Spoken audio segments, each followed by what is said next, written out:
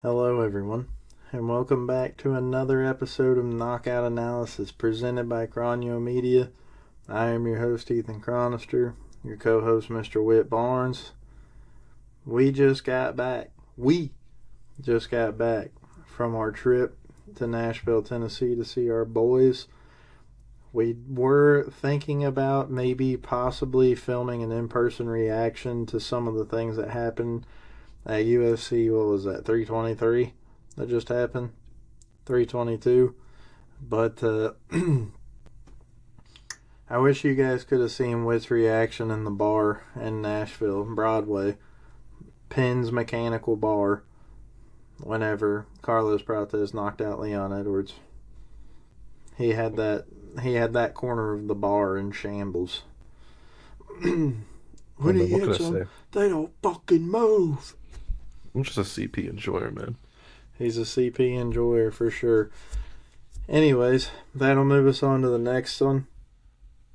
And that next one is UFC Fight Night. Where the hell is this? Qatar. Yes, We're sir. back in Qatar again. This one is the main event of this one is Arman Tsarukyan facing off against Dan Hooker. So we're going to get straight into it here.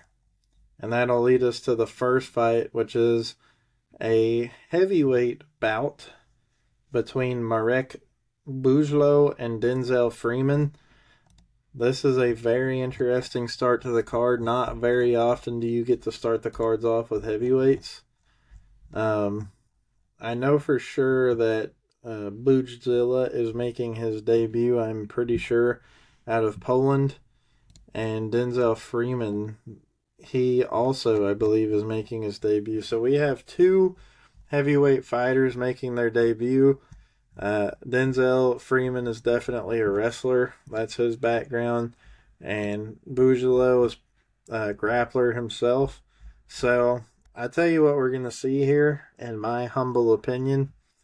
We're probably about to see a 15-minute grappling match that ends in a very ugly decision win. But I'm going to go ahead and let Bujalo keep his O here, and I think he goes 7-0 and gets the split decision victory.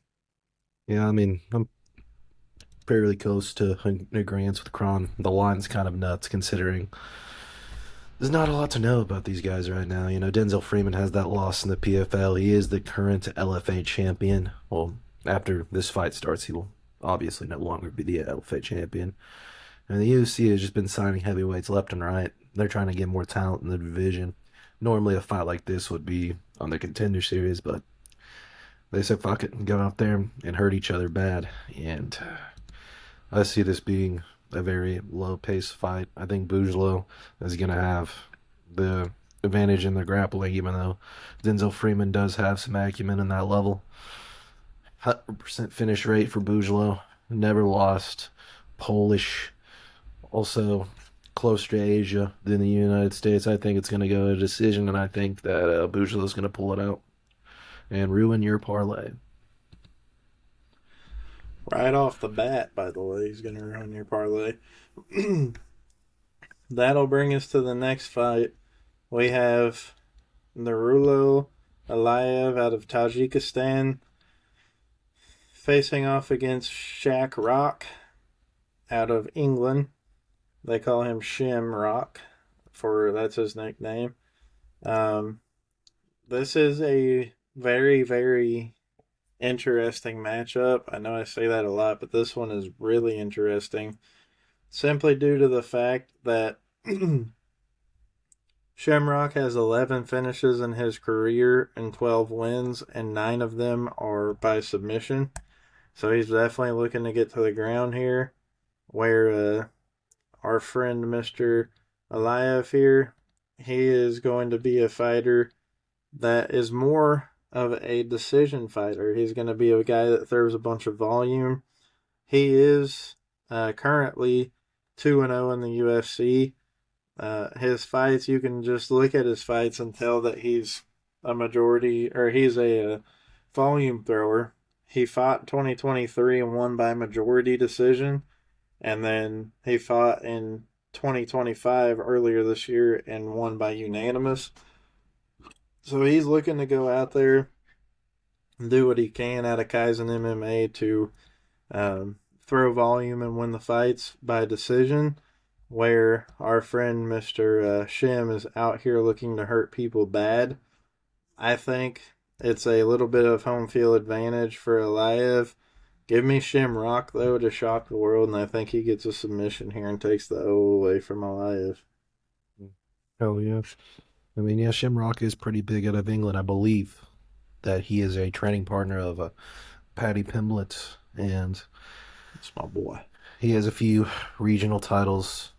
You know, not the biggest promotions ever. He has a loss to Nathan Kelly, who I believe is still in the Ultimate Fight. Actually, no, no, no. I'm thinking of the wrong Irishman. This guy's not in the UFC.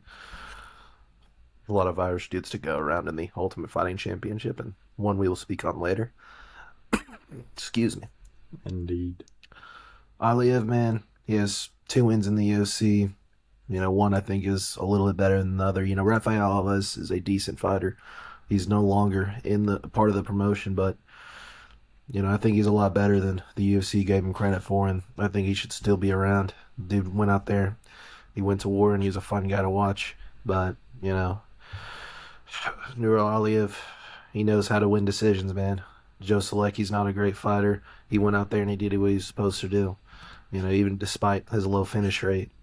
I think he's gonna go out there. I think he's gonna get a decision. Shamrock's cool, but he's older here, 8 years older for that matter. Shamrock's 32, Aliyev's 24. I think he's gonna have a grappling advantage, and I think he's gonna be able to avoid the rear naked choke of Shamrock. Fun fact: Shamrock, of his 11 finishes, 6 of them are by rear naked choke. I'm gonna believe in my heart of hearts that he's not gonna be able to pull that one off against Aliyev, who, simply put, knows how to win fights here early in his mixed martial arts career. Give me Aliyev by 29-28. That'll move us straight into the next one where we have Ryan Loder facing off against Ismail Nurdayev. This is a fight in 185. Obviously, American versus non-American, but you have Man of Steel, Ryan Loder here. He is 1-1 in the UFC. He is a member of the Ultimate Fighter alumni. He beat Robert Valentin in his first fight via ground and pound knockout in round 2. He lost his second fight via ground and pound knockout to Azamat Bakoyev, which is not a bad loss. Bakoyev is ascending. So, that being said, his opponent, Ismail Nurdayev, he is currently 3-3 in the UFC, coming off a loss to Jung Young Park, who, correct me if I'm wrong, I think I am wrong. That's not the recipient of the 32 punch combo, is it? No, that's Jung Young Lee. Ah, yeah. This is the Iron Turtle. Damn close. Damn close. Before that, though, he unanimously defeated Bruno Silva, and before that, he was on UFC once before. In 2020, he lost to Sean Brady. So this is his second stint in the UFC. I'm not too impressed with what I'm seeing from him. Give me Ryan Loder, I think, will win this fight, and I think he's going to do it by finish. Yeah, I mean, this is just a battle of 2 men right here. You know, just 2 guys. Um, Great analysis. Ryan Loder, man. As you all know, if you guys have been paying attention, I'm not the biggest fan of the Ultimate Fighter. I think they should call it the Ultimate Jobber. I mean, he went out there, he got absolutely pieced up by Bakov, who we like here over at Knockout Analysis. Robert Valentin is like 0-3 in the UFC at this point. Ryan Loder does have some wrestling background, and some would say that that'll be an advantage in this fight, considering Nardiev's lack of cardio, which was very apparent against the Iron Turtle. I will say, Nardiev did get the better of the striking throughout that fight, and I think he had a very good shot of winning it, but he decided to kick Jung Young Park in the balls multiple times. And, well, if you do that multiple times, they're going to take a point. And, yeah, he lost the fight despite piecing up Jung Young Park at times. and he did gas late in the fight, and Jung was able to gain some control throughout that. This is third fight back in the UFC. The Bruno Silva win isn't super duper impressive considering. I mean, if you just watch that fight, you knew Bruno Silva was completely checked out. You know, it just seemed like he was just going in there for a paycheck, and it was one of the least inspiring performances I've ever seen from a guy, truthfully. And he's no longer in the promotion as a result of his last few fights. Ismail Nardiev, I think he is younger. I think he does have a little bit more in the toolbox than Orion Loader does. I think the odds are fair. I mean, this is close to even fight, but give me the Moroccan, man. Give me him by 29-28 in a pretty close fight. That'll move us on here. Now we will be talking about Begzat Almakhan facing off against Alexandre Topuria. Yes, that is the brother of fucking Ilya Topuria. This fight, I fear for you Topuria cock gobblers, this is going to be a public execution of his brother. I believe that Begzat is going to make an example out of him and leave his head on a silver platter, even though he is the underdog. I got Begzat here, and I got him by first round knockout. Yeah, I mean, I'm gonna pretty much echo the exact same thing Kron just said. It's hilarious, and I knew this was gonna happen considering the name, bro. It's hilarious that Amakan's an underdog in this spot, dude. It's absolutely hilarious. Like, there's no way in hell he is losing this one. I think he should be like a 2-1 favorite minimum. Alexandre Topuria, if you really go watch the thickness fight, bro, it was not the best performance at all. I wasn't super high on thickness going in that fight, and thickness just had a questionable performance against Musasa, despite the fact that he went out there and won it. He's an undersized bantamweight, if you ask me as well, with little to no finishing potential on the feet, and that's the exact opposite of what Alexandre Topuria is about to face. Beksan Almakhan, he has power in his hands. Like, nobody does that to Brad Katona, what he just did. Like, genuinely, nobody has ever finished Brad Katona, and he went out there and he hit him with a bus driver uppercut in 64 seconds. I think it's a little impressive considering Katona's acumen in the sport. He's a two-time Ultimate Fighter, or should I say Ultimate Jobber champion, and he's been around. He has, once again, dare I say it, never been finished. And Alexander Topuria did get finished by a jobber on the regional scene, and a lot of people have been saying, "Oh, well, you just need to grapple Bex at Almakhan, bro. Alexander Topuria is gonna finish him." Well, dude, if Umar Nurmagomedov didn't go out there and submit him for 15 minutes, what the hell makes you think that Alexandre Topuria is going to go out there and finish him on the ground? I mean, he does have 2 subs, but those were over 10 years ago, man. I don't think he's going to go out there and sub Bexig Almakhan unless he hurts him bad on the feet, which I don't think he's going to do as well. I think Bexot's one of the best fighters, stand-up fighters in the bantamweight division, and I see an early knockout as well. Crown and I see it the same way. First round knockout, Bexot Almakhan. That'll move us to the next one, where we have Abdul Rahman Yakayev facing off against Rafael Sakira in a light heavyweight bout. I know for sure Abdul Rahman is making his UFC debut. Mr. Sakira is not. He is currently 0-3 in the UFC. He lost to Aslan, Bukauskas, and Walker, not Johnny, all in a row. This is an unfortunate draw for him. He's facing a 7-0 Turkish fighter with an MMA style of fighting. I fear this one may be another sanctioned execution, and the line that I'm seeing on here is absolutely appalling.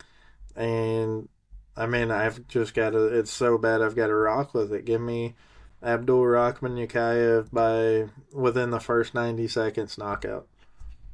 Yeah, I mean, it was very apparent, especially last season of Dana White Contender Series that there were certain guys that the UFC wanted to sign, and they were just handing out executions on a platter.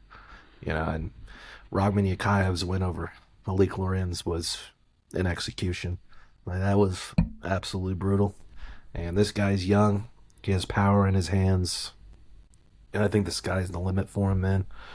I really would like to see him against a better opponent than Raphael, but this will be a way of building Yakayev's fan base.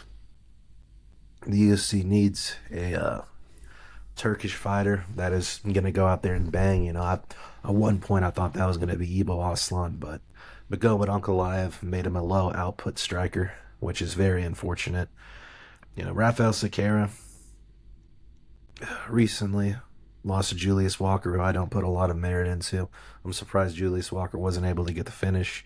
Matter of fact, Julius Walker was absolutely rocked late in that fight as well, man. I mean, he looked decent. He looked the best he has, considering he had like 3 minutes of fight time in the UFC in his previous two fights against Bukauskas and Aslan, man. And I just don't think this guy's the best. He is a training partner of Jailton Almeida, but as shown in his last fight, he doesn't have a whole lot of grappling, despite being a training partner with Almeida. He just hasn't looked the part in the UFC as far as performance. Like, yeah, his physique looks wonderful, and he looks incredibly athletic, but he just hasn't been. He has not been UFC caliber at all, and I think Yakayev's going to go out there. I think he's going to pressure him, and I think he's going to get a finish within the first 2.5 minutes of the first round. The GOAT Davis Mills just threw a touchdown. People forget, man. And if anyone's curious why myself as a Steelers fan has a Titans beanie on my head and a Brady Quinn jersey hanging over my closet back there, stop asking questions. The Titan beanie is because I got it at Nissan Stadium while I was there, and I like the way the beanie looks. So, sue me. That being said, we will now move on to our next fight in the lineup, which will be number 7, Alex Perez, facing off against number 8, Asu Amabayev. These guys are high-ranking contenders in the flyweight division. Alex Perez, coming off of a loss in his last fight via knockout to Tsarukyan. Had a win in his fight before that. He's facing off against Asu Amabayev, who is coming off of a win in his last fight versus Ochoa. That was earlier this year. I remember that vividly. And then a loss in his fight before that to Manel Cape, who knocked him out in the third round. Not a bad loss. Manel is also a high-ranking contender in the division. I think this fight's going to be a knockout, drag-out war. I think this is our fight of the night right here. These men are going home $50K richer no matter what happens. But I'm going to give this one to Almabayev to shoot himself up the rankings a little bit. I think he wins by unanimous decision. Yeah, man, I think this is going to be a great fight as well. I think there could be a lot of grappling. It's going to have a very high pace to it. These flyweight fights, in my mind, they never disappoint. And they're some of the most entertaining fights. I think this could be a do-or-die scenario for Alex Perez, man. He's been pulling out of a lot of fights. The Tsarukyan loss was him tearing his ACL mid-fight. And it was just unfortunate because he was looking really good in there. I think he was on his way to taking Tsarukyan 0, as he was undefeated at the time. He looked really, really good early. He obviously had that other win against Mateus Nicolau. And he's been fighting the best guys in the world, man. You look at 4 of his last 5 losses. He lost his title fight to Davison Figueiredo. He lost to the current champion Tojin. Muhammad Makayev is, in my humble opinion, the best flyweight on planet Earth right now. He will be back in the UFC very, very soon. These are some of the best guys, man. But look at the names, man. Mateus Nicolau, no longer in the organization, a common opponent of both of these gentlemen, as they both were able to jettison him into another organization. His last fight, and I will say the Almabayev versus Nicolau fight wasn't super entertaining, and he was scared of the grappling. Nicolau was, and that's what he's gonna bring to the table is a lot of grappling. And he does not have a lot of power, and he does not throw a lot of combos, but he can scramble, man, and he's gonna go for a sub in this one. I see him being able to pull it off against Perez. And I think Perez is incredibly high level, and he was dealing with the grappling of Tyra very well. But I think Almabayev is one of the best grapplers on planet Earth right now. He's in Qatar, man, which is very close to his motherland. I'm going to take him to go out there, put on for his city, and potentially call for a title shot. Give me Almabayev, but late sub. But that Makayev guy literally go 7-0 in the UFC and just go to back to Brave. So what happened was he fought Manel Kopp, and there was like a lot of issues with the fight. And they got like a fight at the fighter hotel, and I guess he was like a complete asshole to like people that were a part of the UFC staff, and Dana White didn't like it, so he cut him. Which is crazy because the UFC has a bunch of assholes in it already. People that are just like that, like a Conor McGregor. So I don't understand why they cut him. It was Oh, really fuck, he's weird. that gay. Did he It was just really beat? Oh no, there's no way. He beat Gilbert Burns' white brother, his white Irish brother, his white Irish brother, yeah. in He this also last won a fight. fight. Yeah, he won a karate combat fight as well, and also he beat somebody else before uh, Gilbert Burns' white Irish brother as well in Brave. Nice. Well, that'll move us into our next fight, where we will see Sagid Isaakhamayev facing off against Nicholas Dalby. Last time we saw the unfinishable Nicholas Dalby, he was finished in destructive fashion by Rude Boy. That was an unfortunate event for him. Unfortunately, his glass chin has been cracked, so we'll see how that affects him as he continues on. He's facing off against a Russian making his debut at 22-2 with a Sambo fighting style. I regretfully inform him that he is cooked, and that fighter will probably win this fight 30-25, 30-26 decision. He's going to hold him on the ground the whole time, and that's going to be it. I mean, it's interesting, man, to see Nicholas Dalby getting back in there so early, especially after that knockout. That was one of the best knockouts of the year, and he literally face planted. He got face planted on the canvas by Randy. Nobody does that to Nicholas Dalby Brown. And then it was absolutely beautiful shot, man, in a fight that I didn't really expect to finish in. Nicholas Dalby, been around for a long time. He has a lot of great wins, man. A lot of really good, like, he's been around for a super long time, like I've previously mentioned. He's been in the UFC for 2 different stints. His first one didn't go all that great, but ever since he's been back, he's been going out there putting on entertaining fights and beating up and coming contenders like Gabriel Bonfim, taking away a 0. But that was some time ago, man. Had a close fight with Renat Fakhretdinov. A lot of people thought he could have won that. And man, low key, this is like been a tougher fight for me to pick, man. Like, I'm really sketched out about Izmakayev's record, and he's not like a high level knockout artist from what I've seen. Like, he every time he gets his victories, it's usually by sub, man. And I say that even though he recently went out there and knocked out this Japanese man, which is respectable, I guess. That guy's also unk as hell. That guy's 42. Yeah, he knocked out a 42-year-old Asian man. I mean, it's not as impressive as it may seem. And Nicholas Dalby, he's old as hell too, but I don't think he's gonna get finished again, man. The plus 270 line, sitting here looking at it, I'll say it's quite tempting, man. If I had some money in my pocket, I might just take a shot on Nicholas Dalby because Islam Makayev, His one loss that I am aware of is the Carlson Harris one of his two losses. We're familiar with Carlson Harris, not the greatest fighter in the world. That's kind of sketchy, man. Like, it's really a question of who is Izanakai been fighting this whole entire time, man.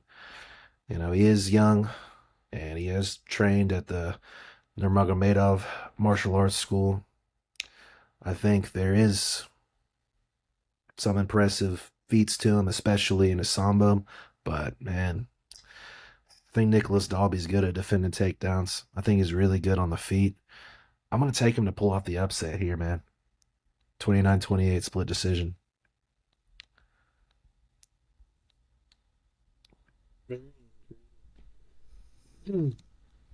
That's going to move us to the next contest, which will be Luke Riley putting his O on the line against Bogdan Grad. This is going to be a very interesting matchup. Luke Riley coming out of Cage Warriors, which is no slouch of a promotion. And Bogdan Grad coming off of a loss in his last fight. I'm not going to spend a whole lot of time on this one because I don't really care that much about this fight, if I'm being honest with you. It's a featherweight fight. Just give me Luke Riley. I think he'll win this fight. Shock the world in his UFC debut. And I mean, Luke Riley is a guy that's gotten a lot of hype for some time. He was supposed to fight on the Contender Series last year against Kevin Vallejos, which would have been an absolute war, man. I would have loved to see that. Because, man, I really question the level of competition that they've been feeding him in Cage Warriors. Like, you look at a lot of these guys' records, it's not the best guys in the world, you know. But I expect this fight. This is honestly my pick for fight of the night right here. I think this is going to be a war, dude. Bogdan Grad is must see TV. I love Bogdan Grad. He has that cool little emote he does before the fights with the swords and all that. And I think this guy's super sick, man. He goes out there and he scraps, dude. Really dope fight with him and Michael Aswell. One of the best fights of 2024. Got the win over Lucas Alexander, you know. And then Muhammad Naimov. I think Muhammad Naimov's great, man. It's 13-3. He goes out there and he wins, man. I can't even complain about that loss considering how good Naimov's been in the Ultimate Fighting Championship so far. And I'm gonna grab, man. He's gonna test Luke Riley, who I think is also, I might be wrong, but I think he is also another Paddy Pimblett training partner. This is a tough fight for me to pick. The line is a little bit insane considering Luke Riley's level of competition. I think we're gonna find out a lot about him in this fight. Give me him to win this in a split decision, but I'm not super confident in the pick. That'll move us on to the next one where we have a very, very good fight. We have Tagir Alanbekov, number 11 in the rankings at flyweight, putting his ranking on the line against Kyoji Horiguchi. This is a very, very, very good matchup here. This is a very tough fight for both fighters. Horiguchi has not been in the UFC since 2016, but his last 3 fights in the UFC he did win. Ulanbekov is becoming more and more active as he gets higher up in the rankings. I believe that is going to make him more and more dangerous. I like Horiguchi, but truthfully and honestly, I mean, Ulanbekov, I think he's a little too good. I think he has potential to not lose again for a while. And I'm going to pick him to not lose here. And I think he's going to win this fight by a very convincing and people forget performance unanimous decision win. Yeah, I really like this fight, man. And both these guys are incredibly skilled. Kyoji Horiguchi is a former title challenger of, I believe, is Demetrius Mighty Mouse Johnson. He is a former Bellator champion, a former Risen champion as well. This guy is very well known in the mixed martial arts community. And Tagir Ulanbekov, I'm gonna say it again, man. I'm just really confused with the matchmaking that they've been giving him, man. I don't understand it. I understand he was inactive and he didn't fight all of 2024, but Clayton Carpenter and Azant Maxim, bro, it doesn't make a whole lot of sense to me why this guy isn't getting a shot up the rankings, man, because he's looked very good in both of those fights. That's so And unfortunate. Kyoji Horiguchi is no slouch whatsoever, man. And I think Kyoji's gonna go out here and do it, man. I think he could very well pull off the upset here. Tagir Bekhov's badass, man, and I think he could fight for the title along with Kyoji, but I think Kyoji has fought elite competition in his time out of the Ultimate Fighting Championship. I think he's been more active, and I think he's ready for this challenge. Give me him to win it in a decision. I think it's going to be a super close fight, though. According to this from Tapology, Demetrius Johnson submitted him with 1 second left in the fight. Indeed. That's how you know they got you in a crazy lock if you submit 1 second left in the fight.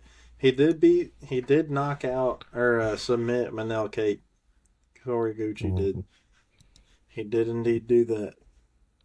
That's going to move us right from one banger to the next. We have my goat, Waldo Cortez Acosta, facing off against Shamil Gazayev. I'm not going to spend too much time on this fight. Waldo Cortez Acosta by first round knockout. Because fuck him, that's why. Yeah, I think he's going to piece him up, man. Waldo Cortez Acosta has captured my heart throughout this year, man. He is an absolute man. He goes out there, he fights, and he has an absolute cinder block for a chin, dude. This dude, you punch him, like you could throw him. He was in there with who was it? Sergey Pavlovich, who's one of the hardest punchers in the entire Ultimate Fighting Championship, and he was Eating them. eating him. It looked like he wasn't even getting hit that hard. And you know what Sergey Pavlovich can do, dude. He goes out there and he destroys people in the round, man. But it didn't even look like he was hitting Wale Cortez Acosta like that, man. And I think that guy is incapable of being knocked out. I don't want to jinx him here. I'm going to knock on wood. But I think he's going to go out there. I think he's going to go. I think he's going to finish Shamil Gaziv. Shamil Gaziv has a huge fan base. He's kind of a meme fighter. But if I want to sit here and be serious, man, I don't think he's on the level at all of Waldo Cortez Acosta, even though Waldo is quite literally flying. He's on a plane flying to Georgia not Georgia, Qatar right now. I hope the jet lag doesn't really get to him because I think this is a big spot for him, man. And I don't put a lot of merit on Gaziv's record so far. Whenever he got that main event against Rosenstrike, he got pieced up and dominated. And I just think, man, that there's levels to this game. And I think Waldo Cortez is at the top of this division. He has been incredibly active, and he's ready for this moment. He's ready to go across the pond, fight this guy in his backyard. Bahrain's very close to Qatar, and I think he's going to walk into this trap, and he's going to take over his trap. Give me Waldo Cortez Acosta, second round knockout, and an absolute boxing masterclass. That'll move us into the next one, where we will have Jack Hermanson facing off against Mike Dickbick Orlabai, otherwise known as Neanderthal Khabib. Coming off of a win in his last fight in June, he won that fight via first round submission to Witt's disdain. I believe that was when they were fighting at the Azerbaijan card. Dude. Witt he fell to his knees in the Harbor Freight during that. He's facing off against Hermanson here. Hermanson is currently 11-7 in the UFC over his career. He did lose his last fight via left hook knockout from Gregory Robocop Rodriguez.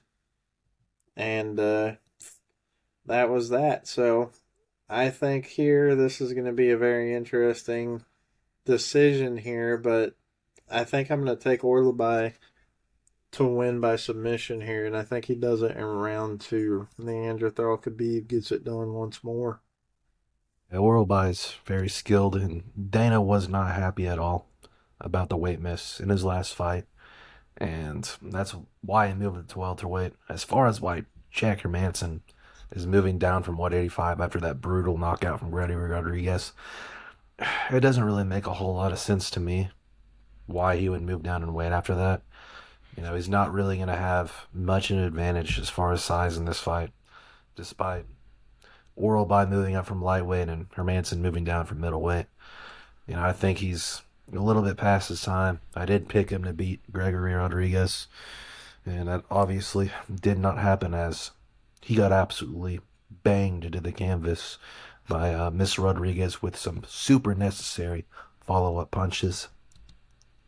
Yeah, man, I mean, it's kind of the same story for me as the Dalby fight, except I picked Dalby to win. I'm not picking Hermanson in this one. It's this guy's a little bit older, and he's going up against a great threat on the feet in Orlby, who's a guy that can really go out there and do it all. He has 6 knockouts. He had that absolute war with Mateusz Rebecki last year. That's pretty much every single one of Mateusz's fights are absolute wars. And that fight was one of the best of the year and a super close one. And Elvis Brenner's a good one. Uros Medic is a good one. Tafik Musayev's great on the feet, but got dominated on the ground early in that fight. I think Mitabek Orlby has all the skills in the world to be able to rise up the ranks. He's 27 years old, and this will be a good test for him with a former main event fighter in Hermanson. But give me Orlby. Give me Orlby by a late finish, man. I think he's going to be able to get in the pocket and land a few hooks as well.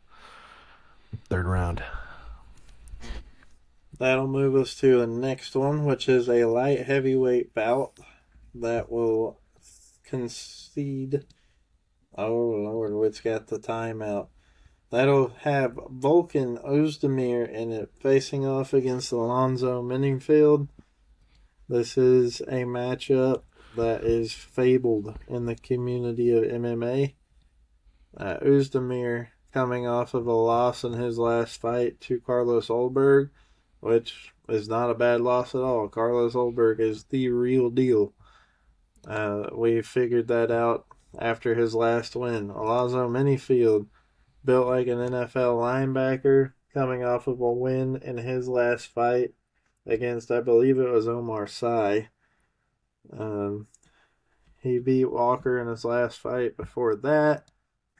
This is going to be a matchup that consists of a striker facing off of against a guy who likes to take fights to the ground a little bit, a freestyle wrestler, if you will. I don't see this one going in Meningfield's favor, though. I think Volkan Ozdemir here gets a knockout in round 2 here. You talk about best boxers in the UFC, and you're making a short list. I think Volkan Ozdemir is as good as it gets, man, especially in these higher weight classes. The boxing is so crisp, man. And Alonzo Menifield fighting out of Fortis, they haven't had the best year, man. He's had a really good year, but Fortis as a gym has been pretty bad, You look at Jeff Neal, Carlos Diego Ferreira. There's somebody else, too, that I'm forgetting that also fights in that gym. They got finished as well pretty recently. Hasn't been the best run for them. Julius Walker, that was a great fight, but a very sloppy one, especially against a guy like Julius Walker on very short notice. Don't know how he went to a close decision there. And then Umar Sy, I think that was like one of the most predictable fraud checks of the year, man. Umar Sy is not that all that great, and that was predicted on knockout analysis. Alonzo Menifield has mythical takedown defense, dude. It's very hard to get this guy to the mat. Most of the control in the Sy fight was Sy hugging him against the cage, and he's very, very good anti-grappler. But I don't even think that fight's going to go there. I don't see a single takedown being shot in this fight, especially Volkan Oezdemir, who likes to go out there and really box. Carlos Ulberg, I imagine, is next in line for the light heavyweight title. And that was a very close fight as well, man. It was at 29-28. I think it could have gone either way. And Volkan Oezdemir looked very, very good in the striking in that one. I wish he would be a little bit more active, and I hope he's able to go out here, get a victory, and maybe string some together for one last title run as he reaches the latter stages of his career. Give me Canoes Demir. I think he's going to set it up in the second round, get a KO. Alonzo Minifield, really good gatekeeper type of fighter. I think the spot's warranted for him to try and get up the rankings, but I don't think he's going to be able to get it done, especially considering he has been knocked out pretty recently here in the late 2024, two times by aforementioned Carlos Ulberg and the professional Azamat Murzakanov. That'll move us to our next one, where we have Fraud Law Bahamid, number 2 ranked welterweight, facing off against Ian Machado Gary, the Irishman, number 6th ranked right now, still undefeated in the UFC, I believe. So here's what we have. See, these are the little things right here that piss me off. I'm looking at UFC.com. And this will tell you where the fighters are from. And here it says that Bilal Muhammad is from Palestine. You're from Chicago, Illinois, buddy. You're not from Palestine. Your parents might be from Palestine, but you're not from Palestine. So you spend your life hiding behind this Palestinian thing that you have here. Now, I'm not going to sit here and get into the specifics of what's going on over there because it doesn't affect me in my everyday life, so it doesn't matter to me at all. Say you're from America. You can be proud of your Palestinian heritage, but say you're from America. You're not from Palestine. You're from America. I'm sorry. That's just the way it is. Anyways, and no, I'm not anti-Palestine. I'm not pro-Israel. I don't give a shit about any of that. I live in the US of A, son. I get to wake up every day, go to work, and be free because my parents chose to live in the goddamn US of A, son. We're patriots over here. Freedom of speech, freedom of religion, freedom to bear arms, freedom for a lot of things because we're the fucking US of A, son. Get that shit out of your head. I don't want to hear none of it. Bilal Muhammad, your reckoning has arrived. He's Irish and his name's Ian Machado Gary. He's going to dominate you. He's going to piece you up. He's going to hold you against the ground. You will do nothing because you can do nothing. He will find you and he will kill you. He's John fucking Wick. Ian Machado Gary by whatever he wants. Yeah, I mean, I'm just going to get it out of the way now. Ian Machado Gary's winning 30-27. Bilal Muhammad, I don't like the guy. The guy's a con artist. Just not a good person at all. And you can tell by the way he fights and the way he talks. I've went on long rants about this guy on numerous occasions, and his day of reckoning came whenever Jack Maddalena went out there and pieced up and dominated him to a 49-46 decision, and he almost got finished, man. I don't think there's going to be a finish in this fight. My only complaint about it is it's not 5 rounds. Like, a fight of this magnitude should be a 5-round fight. It's the number 2 contender currently, and it's Ian Gary, who was in a 5-round fight earlier this year. Both of these guys can fight for 5 rounds, and it's a fight that has great implications as far as the welterweight title goes, especially if Ian Gary's able to win this in very exciting, exhilarating fashion. But it just doesn't seem like that's really who Ian Gary is. He's able to get a lot of finishes earlier in his career against lower level competition, but I just don't think that he's going to be able to do that in this fight. I don't think he's going to really impose his will and go out there and finish Bilal. Bilal is a tricky guy to finish, if I do want to give the guy any credit. Ian Gary, he's been out there with the best. Carlos Prates did have this guy in child's pose, and I'll never forget it. It was a very, very closely contested fight. But Ian Gary goes out there and he wins those closely contested fights, man. I think he has the style, the slick striking, and the grappling to be able to kind of be a kryptonite for Bilal Muhammad, man. Bilal Muhammad, good wrestler, okay boxer. He's no Canelo hands like he says, man. And I don't think he's going to be able to have a lot of answers for Ian Machado Gary. So, give me Machado Gary, 30-27, Bilal Epstein Files Muhammad. That'll move us into the next one. And the pinnacle event of the evening, we have number one ranked lightweight contender Arman Tsarukyan facing off against Dan Hooker, the number six ranked contender out of New Zealand. Now, I'm just going to keep it brutally honest. I need people to not get so excited about this fight because Tsarukyan still has to step foot on the canvas. And that seems like it's been hard for him to do for the couple years here, or a couple months, I mean. He fought in April of 2024, won a split decision against Charles Oliveira, and he's done nothing but grappling since then because he couldn't find a fight. So don't get too excited. This fight still has to make weight and do all that stuff. Either way, this fight's going to be an absolute war, and I see there's one of two ways that this goes. I'm going to tell you both those ways, and then I'm going to make an impulse decision and pick which one I think is going to happen. There's only two ways this goes. Either Dan Hooker takes 6 fights worth of damage and loses a 50-45 decision, or Dan Hooker knocks this guy out in round 3 with 3 minutes and 25 seconds left on the clock, and I'm feeling froggy, so that's why I'm going to pick Dan Hooker to win this fight by knockout. 3 minutes and 25 seconds into the third round, and it's going to be a bus driver uppercut followed by a left hook. He's going to fall down. His head's going to be against the cage, and then Dan Hooker's going to sit there and dribble his head off the side of the cage with uppercuts until the ref, which is probably going to be Herb Dean, pulls him off. Well, that is very interesting, Kron. And honestly, man, this is the type of fight that Dan Hooker would go out there and win. But I just don't see it happening, man. I think this fight's kind of a foregone conclusion.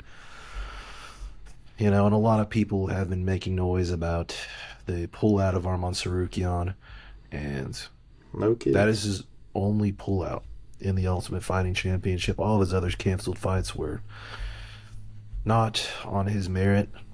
You know, I will say that he has been disrespected, and I wish he would went out there and got another fight in the UFC, and a lot of people would have forgotten about this shit very quickly. You know, I wanted to see him fight Islam. I had that circled on my calendar, and it sucks that that fight is probably never going to happen. You know, especially with Arman reaching his prime at the ripe age of, I believe he is 29. I think this guy's world class. I've watched his grappling fights. I believe he had one in karate combat against one of Islam Makhachev's teammates. Looked very dominant. Went out there, submitted Patricio Pitbull's brother and UFC legend Benson Henderson. And dude looks great, man. He's absolutely jacked. He's in his prime. Dan Hooker, shout out to him, man. Like, for being really the only one that has the nuts to fight Arman Tsarukyan, because for the people who have not been paying attention at home, he has been ducked by Ilia Topuria, and he has been ducked by Justin Gaethje. He's also been ducked by what's his name, Paddy Pimblett. He's been ducked by all these guys. Don't People you have ever said, what's his name, my baby boy Paddy Pimblett again. it's funny because I've said his name like 3 times during this episode, so it's funny that I forgot. But dude, it's just annoying, man. They're like, oh, nobody cares about Arman. Nobody cares about Arman. It sounds like you're scared. You know, and Dan Hooker is the only guy that wanted to step up and face him. Right? Because Dan Hooker is an absolute menace to society, and I have a lot of respect for him. But, I don't know, man. I just kind of see this as a foregone conclusion. I think Arman's going to go out there. I think he's going to go get a sub pretty early. I'll say within the first 5 minutes of this fight. He's going to go out there and lock in a sub. And I hope he calls out Ilya Taporia and gets that fight because I want to see it. I want to see Ilya Taporia fight the best in the world. And I think Arman Tsarukyan is one of the best in the world currently. If not, then we get to see Dan Hooker get a title shot, which I think is equally as badass. But I'm going to take the first round sub. Well, that'll bring us to the conclusion of this episode, where we have once again talked about Qatar Fight Night, Tsarukyan versus Hooker. Be sure to check out this video on YouTube. Be sure to like, comment, subscribe, share, turn on the bell so you know when we post again. Don't forget to check out our sponsors, Shank It Golf, W.GG, and CowboyRevolution.com. We appreciate you guys for watching, and we'll see you in the next one. As Whit would say, watch out for the deer.